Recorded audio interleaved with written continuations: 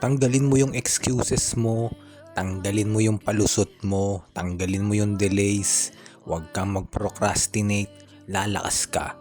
Ganun lang kasimple yun. Kaya ka mahina kasi nagpapalusot ka. Ang dami mong dahilan, kesyo ganito, kesyo ganyan, wala kang sapatos, wala kang coach, wala kang malaruang court. Nandyan yung sahig. Pwede kang mag-push up sa sahig. 100 isang araw lalakas ka. Pwede kang mag-jumping rope, pwede kang tumakbo, pwede kang mag-dribble sa sahig. Ganun lang kasimple yun. Hindi mo na kailangan ng kung ano-anong drill, kung ano-anong palusot, kung ano-anong iniisip mo. Hindi mo na kailangan ng coach o kaya bagong sapatos para lumakas. Hindi mo na kailangan ng malakas na teammate. Kailangan mo lang sarili mo saka yung sahig. Mag-push up ka, tumakbo ka araw-araw. Gawin mo ng 1 taon, 2 taon. Tingnan ko kung hindi ka maging halimaw niyan.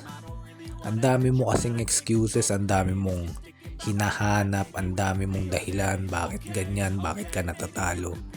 Simple lang. Gawin mo lang yung tama, maging disiplinado ka lang araw-araw. Sigurado ako lalakas ka.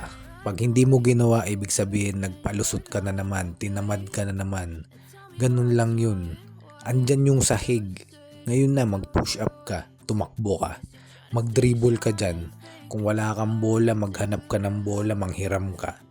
Tingnan natin kung hindi ka lumakas.